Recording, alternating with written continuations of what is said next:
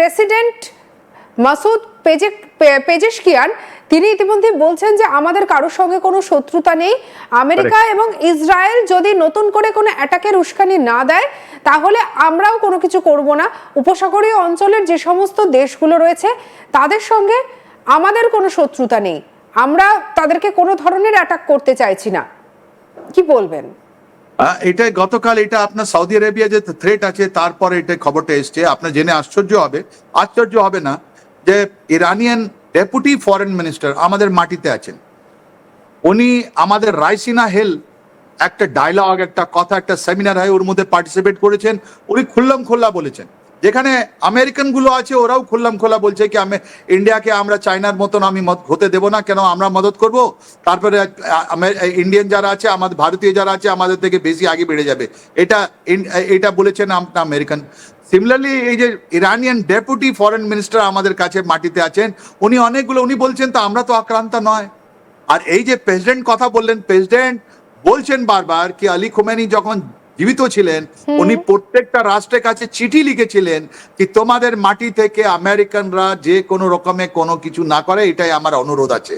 এই যে president Iranian president এটা বলেছেন, উনি বলছেন কি আমাদের যুদ্ধ তোমাদের লোকের সঙ্গে নয়, তার মানে যেটা মুসলিম লোকের সঙ্গে নয়, আমার যুদ্ধ হচ্ছে ওই আপনার আমেরিকান যারা তোমাদের মাটিতে নিজের মাটি রেখেছে। আর এটাই বলি ট্যাকটিক্যাল পজ।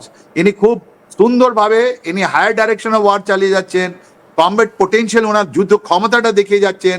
বারবার যেভাবে এটা শর্ট রেঞ্জ মিসাইল যেটা মেরে পুরো খাড়িকে এটা যে আছে ওটা নষ্ট করলেন, আমেরিকান ঠিকানাগুলোকে যেটা ওদের আরবিয়া দেশে ছিল, এখন ওরা স্পেশালাইজ যেটা মিসাইল আছে মিডিয়াম রেঞ্জ নিউক্লিয়ার টিপ মিসাইল যেটা আছে ওইটা এখন ইস্তেমাল করবেন। এটা বারবার তাই জন্য দেখবেন অনেকগুলো মিডিয়াতে একটা দুষ্প্রচার চলছে ইরানের আগেনস্টে যে ওদের যে ওরা যতগুলো মিসাইল বা ড্রোন আগে পাঠিয়েছিল অ্যাবাউট 5,000 and 25,000 এরকম ওরা প্রপোর্শন দিচ্ছে।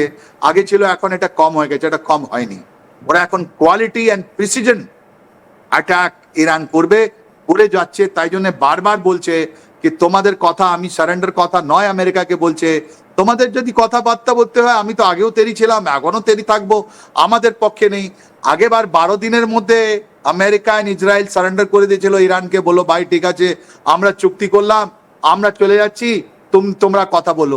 এবার বেশি দিন হয়নি, আজকে 9th ডে, রাইট? আজকে 9th ডে, এক সপ্তাহ হয়ে গেল, কিন্তু এর মধ্যে যেভাবে আমেরিকান মিডিয়া যেটা প্রচার করেছিল যে আমার ইউএসএস লিঙ্কন, আমাদের ইউএসএস ফোর্ড এসছে, আমার F-22 এসছে, আমার স্টিল বম্বার আছে, A-12 রিফিলিং এসছে, আমার 500 থেকে বেশি সামরিক বিমান আছে, আমাদের মানুষগুলো আছে, আজকে কোথায় আছে ওরা আমরাও জানতে পারছি না।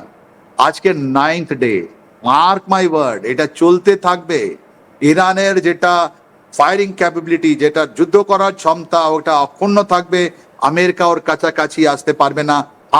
আমাদের ওয়েস্টার্ন মিডিয়াতে যারা ইন্সপায়ার্ড আছে ওরা অনেকগুলো কথা বলবে, ওরা একটা ভুয়া নিউজ দেবে, ওরা বলবে এটা আর্টিফিশিয়াল ইন্টেলিজেন্সের যুদ্ধ হচ্ছে। তাহলে কি ইরান যে প্রিসাইজ অ্যাটাক করছে ওটা কি আর্টিফিশিয়াল ইন্টেলিজেন্স নয়? ওটাই আর্টিফিশিয়াল ইন্টেলিজেন্স, যেখানে অ্যালগোরিদম নিজে কাজ করে যাচ্ছে কি কোথায় আমার মিসাইল, কোথায় আমার ড্রোন। আর এত বড় স্কেলে ওরা অ্যাটাক করছে ইরান।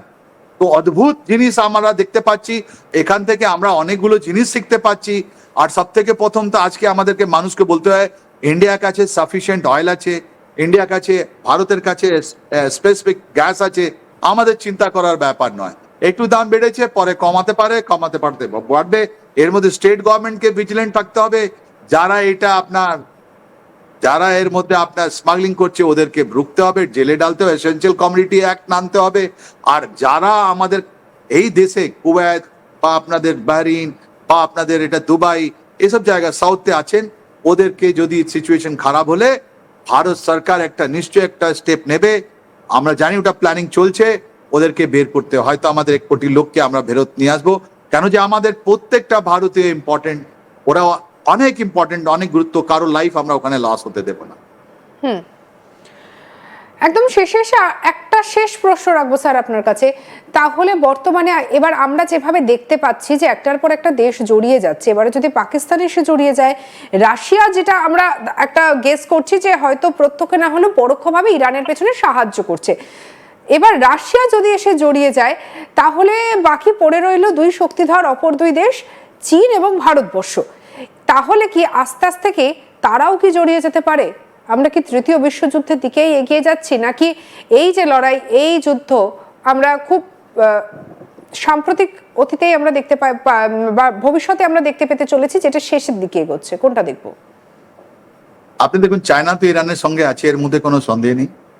আর যখন রাশিয়া ওদেরকে ইন্টেলিজেন্স দিয়েছে, তার সঙ্গে ওদেরকে দিয়েছে ম্যান পোর্টেবল আপনার এয়ার ডিফেন্স সিস্টেম, যেটা অ্যান্টি এয়ারক্রাফট মিসাইল গুলো, ওয়ারি পাওয়ারফুল মিসাইল রাশিয়া দিয়েছে ইরানকে। আর যেভাবে চায়না আছে, চায়না ওদেরকে আবার স্যাটেলাইট নিয়ে দিয়েছে। আজকে পুরোপুরি ইরানিয়ান যতগুলো ওয়ারফেয়ার আছে, যুদ্ধ যেটা আছে, এটা বাইডু দিয়ে ওরা চলছে, রাইট? তো ওর মধ্যে তো চায়না আছেই। মিসাইল যেটা লিকুইড ফুল কি করে হবে, ওদের নেভিগেশন কি করে চলবে, ওটা কাউন্টার মেজার কি করে হবে, ইলেকট্রনিক কাউন্টার মেজার, আর্টিফিশিয়াল ইন্টেলিজেন্সের হেল্প, সব তো চায়না ওদেরকে দিয়েছে, এর মধ্যে কোনো সন্দেহ নেই। Because China 90% of the Iranian oil China নিয়ে যেত, আর ওর বদলে এটাই দিত। চায়নার মানুষ কিছু পায়নি আজ পর্যন্ত। নাম্বার 2, যত ইন্ডিয়ার কনসার্ন আছে, আমরা ওল্ডেস্ট সিভিলাইজেশন। আমাদের একটা বই আছে মহাভারত, ওই মহাভারতের যুদ্ধে এই সবগুলো জিনিস দেখানো হয়েছে, হয়, রাইট? আর দ্বিতীয়, আমাদের কাছে আছেন, আমাদের মাটিতে আছেন চাণক্য। চাণক্য অর্থনীতিতে বোঝা যাচ্ছে কি আমাদের ডিপ্লোমেসি কি করে, রাজ্য একটা ডিপ্লোমেসি কি করে চালাবে, একটা মন্ডল, তারপরে কি করে ঘেরবে, তারপরে ওর উপরে একটা সার্কেল কি করে বানাবে, শত্রু দেশের সঙ্গে শত্রুর সঙ্গে কি করে মিত্রতা করবে, নেশন ইন্টারেস্ট ফার্স্ট, এটা চাণক্য আমাদেরকে বলে গেছেন। এই চাণক্যের মাটি, এই আমাদের মহাভারতের মাটি, এই আমাদের ধর্মযুদ্ধের মাটি। আমার মনে হয় আমাদের যে পলিটিক্যাল লিডার গুলো আছেন, আমাদের 140 কোটি ভারতীয় যারা আছেন, ওর মধ্যে 1 কোটি তো এখন বাইরেই আছেন। তো আমরা সবাই জানি যে এরকম বিষম প্রস্তুতিতে কোনভাবে, কিভাবে, কার সঙ্গে থাকতে হয়, কি কাজ করতে হয়, আমাদের নেশন ইন্টারেস্ট কোথায় সার্ভ হচ্ছে। এটা আপনাকে যখন আমাদের সেকেন্ড ইরানিয়ান নেভাল শিপকে আমরা বলেছি না তোমরা এখানে থাকো, তোমাদেরকে আমরা শেল্টার দিচ্ছি, আমাদের উপরে কোনো চাপ নেই, এটা এইদিকেও। অন্যদিকে আমাদের কাছে আমরা যে ডেভেলপ করেছি জিনিসপত্রগুলো, আমাদের ডিফেন্স প্রোডাকশন যেটা আছে, আমরা মিসাইল যেটা প্রোডাকশন করছি, ওই মিসাইল তো অনেকগুলো কান্ট্রি কিনছে, ওর মধ্যে হয়তো খাড়ি দেশেরও অনেকগুলো কিনছে। আর এই যে আসার টাইমে ওরা বুঝতে পারবে কি ইন্ডিয়া একটা ডিপেন্ডেবল এলাই, একটা ডিপেন্ডেবল সিকিউরিটি সার্টিফিকেট দেবে। আমার তো মনে হয় আমাদের যে স্ট্যান্ডিং আছে, আমাদের যা ইম্পর্টেন্স আছে, ওই ইম্পর্টেন্স আরো বেড়ে যাচ্ছে। আর আমাদের তাই জন্য তো বলছে কি সবাই লোক আমাদের দিকে তাকাচ্ছে। এই তো একটা স্ক্যাভেন্ডিয়ান কান্ট্রি, একটা প্রাইম মিনিস্টার এসে পরশুদিন বলে গেলেন কি প্রধানমন্ত্রী মোদির একটা ক্ষমতায় আছে কি সবাই এনার সঙ্গে কথা বলে, কোনো কেউ দুশ্মন নয় আমাদের। একদিকে ট্রাম্প বলছেন মাই গুড ফ্রেন্ড মোদি, তো অন্যদিকে ইরানিয়ান প্রেসিডেন্টও বলছেন কি